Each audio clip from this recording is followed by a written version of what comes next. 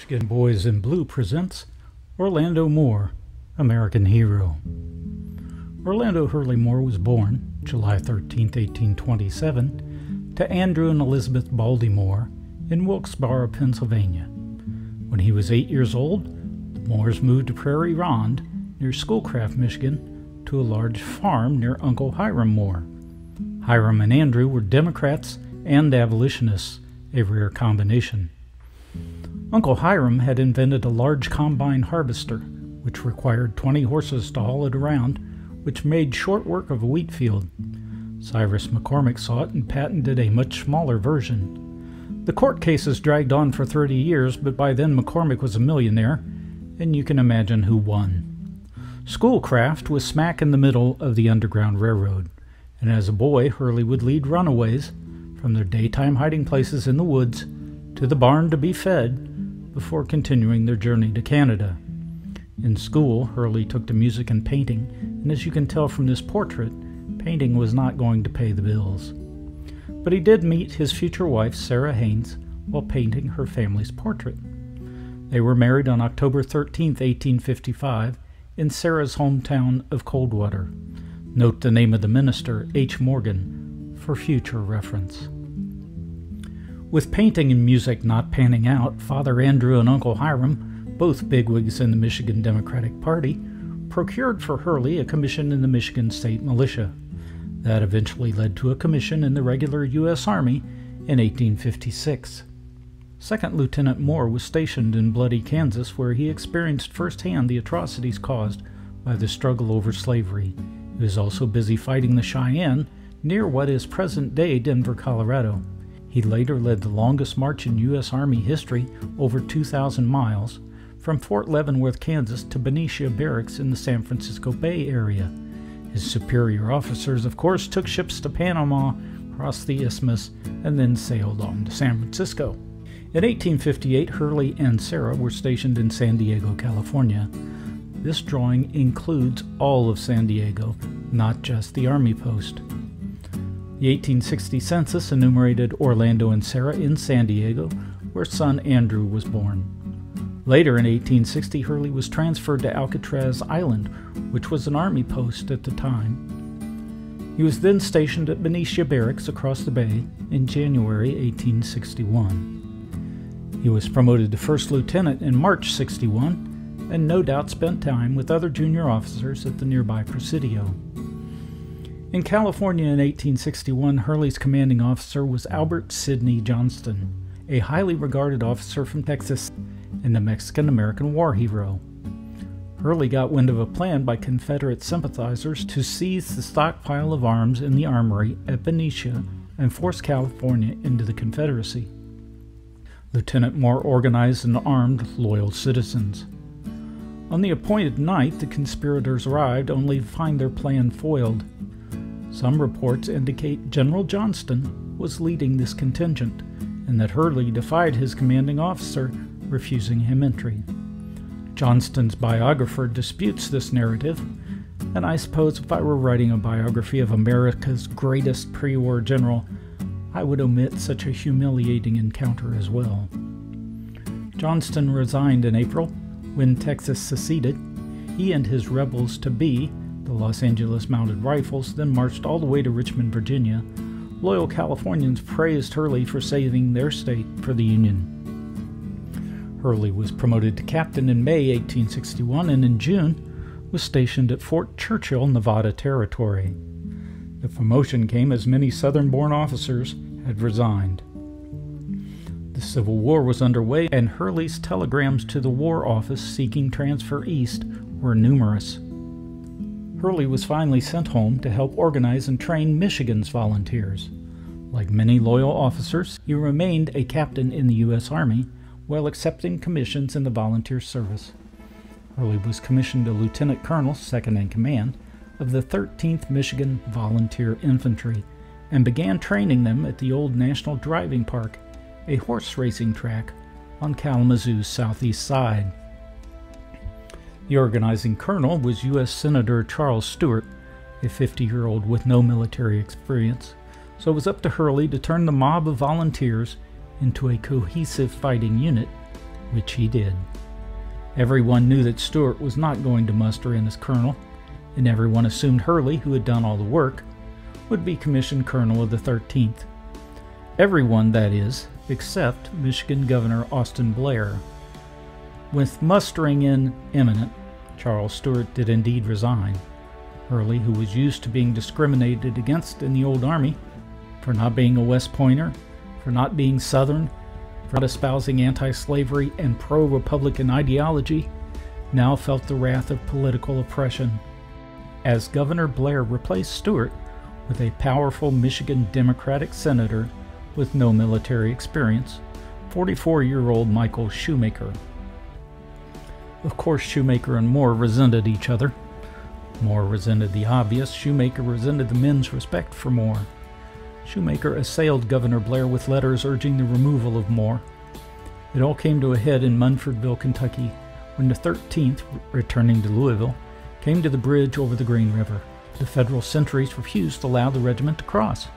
Moore suggested crossing anyway, as the sentries were surely not dumb enough to fire on 800 of their fellow soldiers. That was the last straw for Shoemaker, and he had Moore arrested.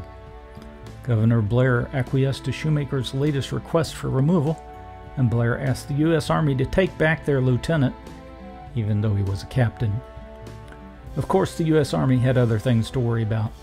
In fairness to Shoemaker, he did become an able regimental commander before resigning in 1863.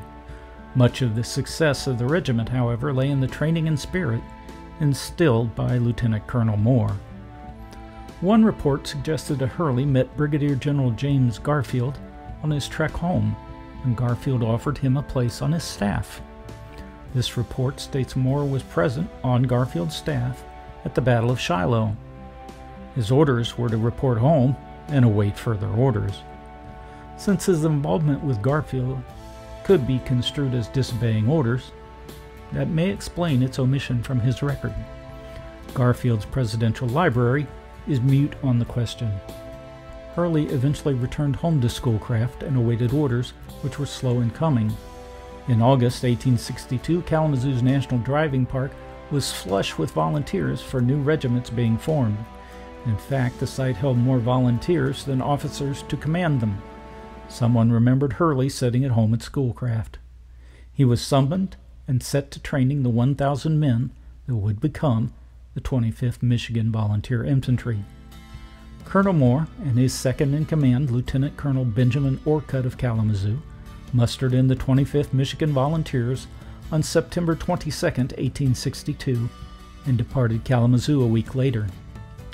Billeted in Louisville in 1862, the regiment was sent to Munfordville, where Moore had lost his commission, to confront John Hunt Morgan's cavalry, which was raiding in western Kentucky.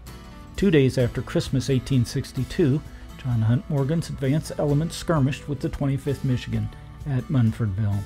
Morgan, remember the minister who married Hurley and Sarah? No relation was found. Morgan decided Munfordville was not worth a fight and bypassed Moore's position. As Winters stopped operations for both sides, the 25th was at Bowling Green, Kentucky, when this recruiting poster was circulated back in Michigan, exalting the 25th as the best disciplined, finest appearing, and most orderly regiment that has ever crossed the Ohio. The poster was a bust, however, as the 25th received only a few reinforcements during the war. The 25th was ordered back to Louisville and was installed as the Provost Guard or military police. As such, Colonel Moore was the chief law enforcement officer in the city. His anti-slavery ideology soon came in conflict with a city and a state where slavery was legal. President Lincoln famously stated that he would like to have God on his side, but he must have Kentucky. And with that in mind, Lincoln was hesitant to interfere in Kentucky's slavery laws. To make Hurley's position worse, his commanding general was Jeremiah Boyle, a Kentucky slaveholder. In fact, Boyle was having the 25th round up runaway slaves who had attached themselves to the Federal Army, who was selling them, sending them down to New Orleans for re-enslavement. Hurley stopped the slave trade in Louisville and admonished the newspapers that pro-Confederate hyperbole would not be tolerated. Hurley not only stopped the slave trade, but he began using Army transports to ferry runaway slaves across the Ohio River. General Boyle was livid. Boyle immediately hatched a plan to rid himself of Colonel Moore. In the late spring of 1863, the Federal command was following John Hunt Morgan's movements in Tennessee, predicting he would raid into Kentucky as he had in 1862.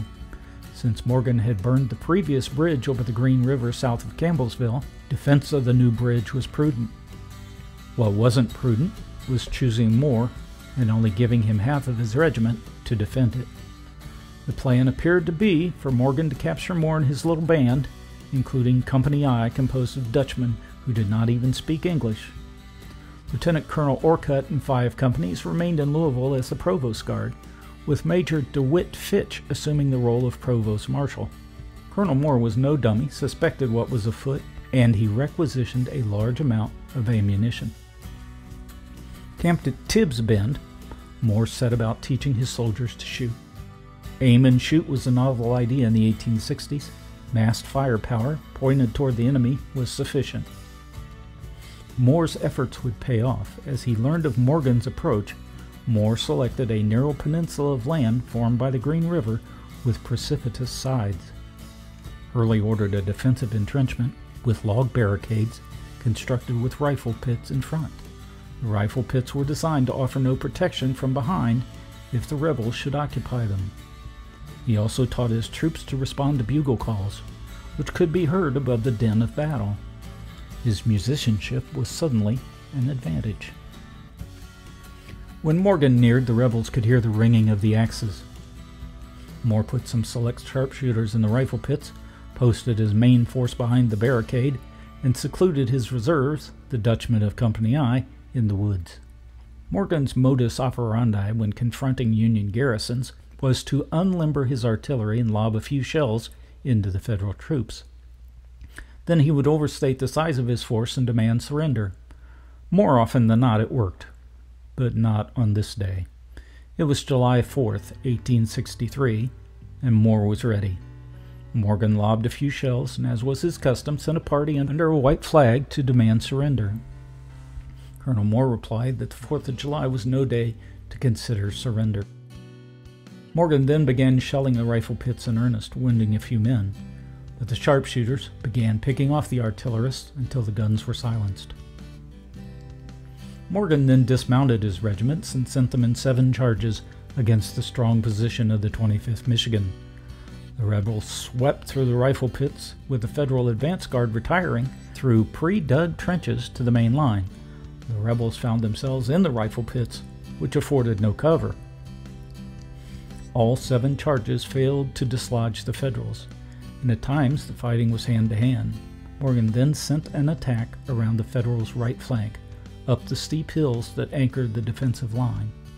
As they arrived at the barrier, Moore summoned his reserve, the Dutchmen of Company I, by bugle call to blunt this assault, and it too was unsuccessful.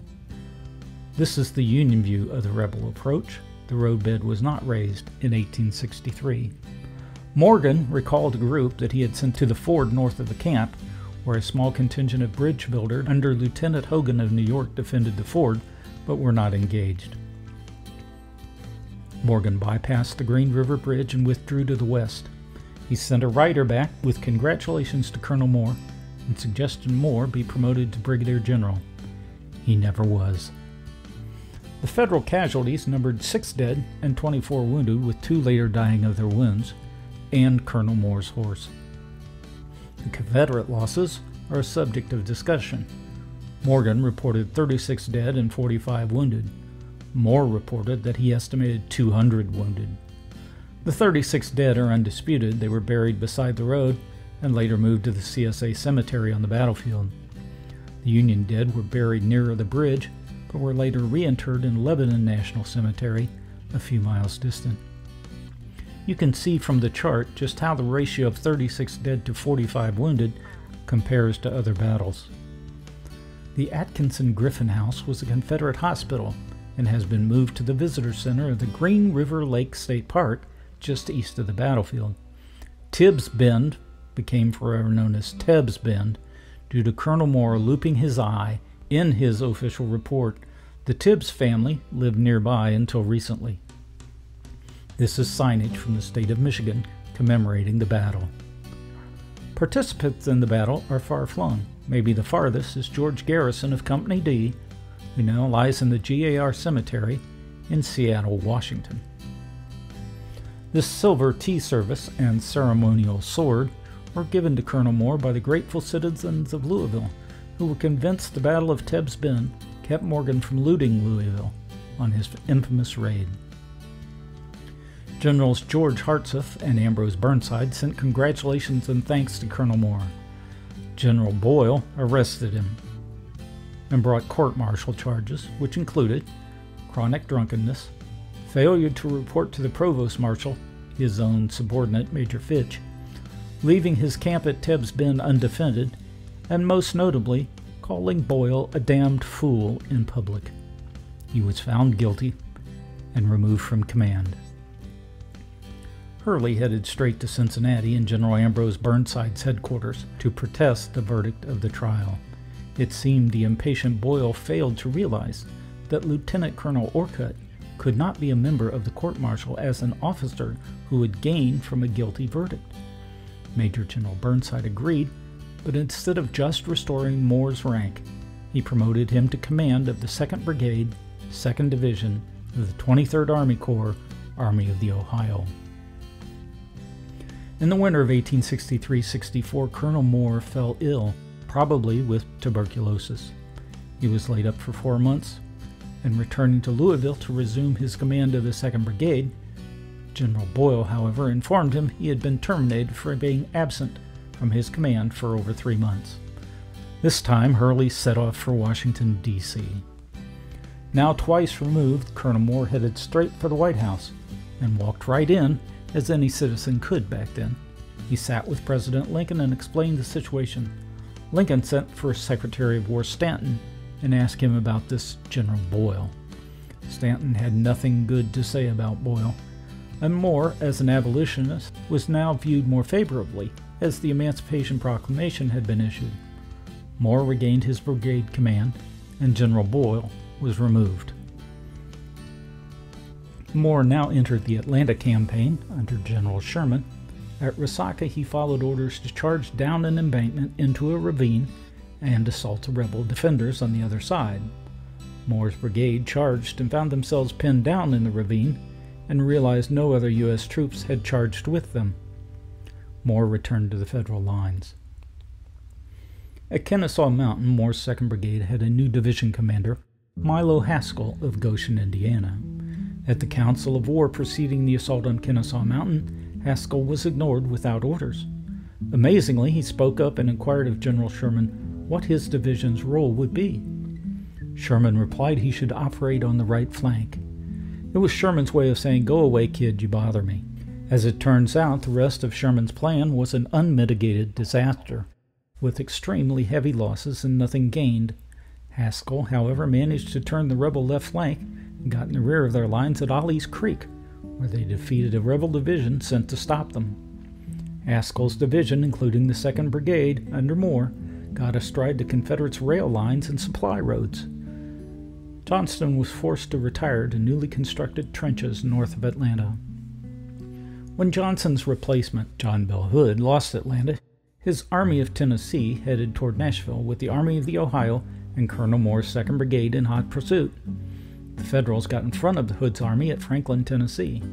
There, as night fell, the soldiers talked about the coming battle over their cook fires and coffee. Colonel Moore's brigade was busy felling trees and creating a defensive position. When the attacks came, you can see on the left of this fuzzy photo that the rebels chose to go around Moore's defenses for easier pickings. This allowed Moore and the regiment he held in reserve to counterattack the rebels when they broke through. 2 weeks later, at the Battle of Nashville, Moore's brigade was in the forefront of the Federal attack, as shown by the blue boxes. The rebels were finally routed when Moore and other brigades took Shies Hill, the left anchor of the final rebel line. This is a muddy Federal camp after the Battle of Nashville.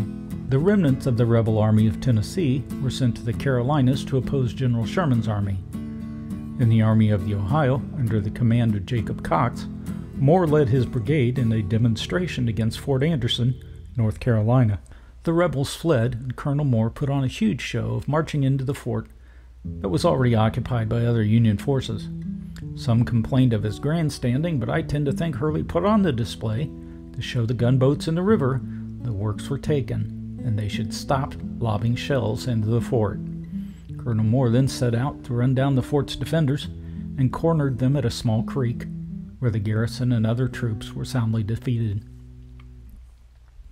This is the Portland, Oregon Morning Oregonian reprinting a report of Hurley's death at Fort Fisher after it was taken in January 1865. Moore did not die, nor was he even involved at Fort Fisher, but the newspaper recounts an incident before the war when Hurley was challenged to a duel over his anti-slavery ideas by another U.S. officer. His opponent chose a renowned swordsman to be his second. Hurley, as the challenged, got to choose the weapons. He chose unloaded Enfield rifles with bayonets, a discipline in which Hurley was well versed. When the appointed time came, Hurley's challenger failed to show. The 25th Michigan returned to Jackson, Michigan, and was mustered out. Colonel Moore returned with them and delivered his farewell speech, which rings true to this day. As citizens, guard well our political future. Let truth and honor be the crowning qualifications of those who represent you. And when corruption shows itself in high places, do not indulge in the delusion that our principle of government is at fault and the remedy is to restrict the liberties of the people. But bear in mind the fault is in corrupt and designing men, and the proper and legitimate remedy is to strike a blow at designing dishonest and mercenary politicians. The memory of our fallen comrades will sadden our hearts, and we can but drop a tear for their loved ones at home. Soldiers, farewell, and may the blessings of a kind providence ever attend you. Orlando Moore resumed his rank of captain, U.S. Army, was stationed in Columbia, South Carolina. He was next transferred to Charleston, South Carolina, where his third child, Edward Prutzman Moore, named for his fallen adjutant, was born. Daughter Jessie was born in Louisville in 1863. One morning, Hurley was officer of the day and left the parade ground to have lunch. He arrived home to find Sarah deathly ill with tuberculosis and baby Edward near death. Edward died a few hours later. Hurley tended to Sarah. When she was recovering, Hurley returned to his headquarters to find he had been court-martialed again. He was found guilty yet again, but because of the circumstances, he was given a slap on the wrist. Hurley was then posted in Raleigh, North Carolina. Around this time, this photo was taken of Hurley's children, Jessie on the left and Andrew on the right, with their cat, rabbit, and 2 dogs. The dog on the left appears to be a deerhound. Captain Moore resumed his duties with the 6th Infantry at Fort Arbuckle, then Fort Sill, and also at Camp Supply, all in Oklahoma. The 6th Infantry constructed Fort McKean on the west bank of the Missouri River opposite Bismarck, Dakota Territory. Fort McKean sat atop a bluff, and below was constructed Fort Abraham Lincoln, famously commanded by Lieutenant Colonel George Armstrong Custer. I wondered how these two personalities could have possibly coexisted when I discovered that most of the time Custer was in command at Fort Abraham Lincoln, Captain Moore was on recruiting duty back in Louisville, where he was still quite popular. Hurley was promoted major in 1874. He sent a letter to General-in-Chief William T. Sherman suggesting additional bugle commands, which he had composed. Major Moore and the 6th Infantry were stationed at Fort Buford, Dakota Territory. When Custer rode off to meet the Sioux at Little Bighorn, Moore was assigned the task of keeping the Fort Peck Native Americans on their reservation so they could not reinforce the gathering uprising of Sioux, Cheyenne, and Arapaho. Following Custer's debacle, Hurley was in command at Fort Stevenson, Dakota Territory. Sarah died in 1878 of tuberculosis in Tulare, California, where she had resided with Hurley's parents and hoped the desert air would ease her TB. In the 1880 census, Major Moore was second in command at Fort Buford to Colonel William Hazen, a Civil War hero at the Battle of Stones River. Hurley, 51, really 53, lived with Mary Hogan, a 22-year-old servant from Indiana. In 1880, Hurley led the U.S. infantry to Colorado to put down an uprising that had claimed the lives of the missionary Meeker Party. Hurley's relationship with the Native Americans was one of mutual respect, as witnessed in the territorial newspapers of the time. Hurley let them know he was fair, but if they were belligerent, he would not hesitate to retaliate. Unfortunately, in the Rockies, Hurley suffered a near-fatal sunstroke. He admitted he was never again the same. In 1882, Major Moore commanded Fort Douglas in the Utah Territory. Here he is reviewing the garrison of the fort. Normally that caption would be a subject of skepticism, except that the photo comes from his own collection, and the caption is in his own hand. Also in 1882, Hurley was momentarily back in the Dakota Territory at Fort Yates. On May 4, 1882, Orlando H. Moore was a colonel again, having been promoted to the lieutenant colonelcy of the 17th U.S. Infantry, once again in command at Fort Douglas. In 1884, Hurley applied for retirement, as the lingering effects of sunstroke no longer allowed him to undertake the rigors of command. His application was accepted, and this is a loving send-off from the Bismarck Tribune. Orlando Hurley Moore, private citizen, made his way to Coldwater, Michigan, where he resided with his daughter Jessie and her husband, attorney Henry Loveridge. Hurley was a doting grandfather, but slowly descended into dementia. By 1890, Jessie applied for his guardianship as he was no longer able to care for himself or his affairs. Hurley did not contest the action. In September 1890, Jessie sought to place Hurley in an asylum as his aberrant behavior endangered the children. Hurley was admitted to St. Joseph's Retreat in Dearborn, Michigan on September 23rd. Colonel Orlando Hurley Moore died October 31, 1890, at 63 years of age. Upon hearing of his death, the state of California sought the return of his body to Tulare to lie with his parents and wife, Sarah. His grave has a flag that is illuminated 24 hours a day in tribute for his efforts to keep California in the Union in 1861. The Kalamazoo Valley Museum in downtown Kalamazoo, Michigan, holds many artifacts of Hurley's life, bequeathed to them by his daughter, Jessie Loveridge. Son Andrew never married. Jessie's 2 children died without having children, and Edward died as an infant. Orlando Moore, like Abraham Lincoln, has no living descendants. At Tebbs Bend Battlefield in Taylor County, Kentucky, a new wayside marker for Colonel Moore was installed in June 2020.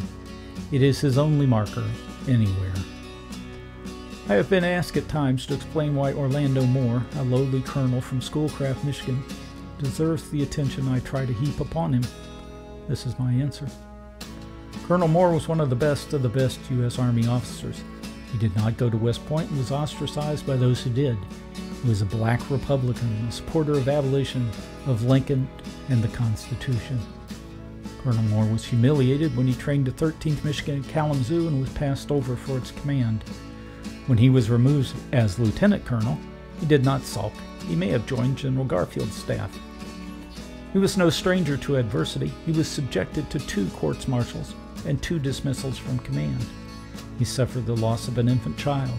His wife Sarah, and probably he, suffered from TB for years. Orlando knew what he was fighting for, and he was a firm believer in the cause. He had helped slaves escape to Canada. He aided slaves crossing the Ohio River at Louisville. He curtailed the re-enslaving of blacks who had attached themselves to the Union Army. He suffered no fools, and if an order contradicted his convictions, he would not obey it. His courage was boundless, whether it was marching 1,700 miles to Colorado, or 2,000 miles to San Francisco, or facing down 2,500 of the enemy with just over 200 men, or storming Shies Hill southwest of Nashville, or standing up to his superiors when they were wrong. Hurley was a man of conscience, and more than a little stubborn. Orlando Hurley Moore combined the best of American values and was a self-taught tactical genius who lived a storied lifetime that few have equaled.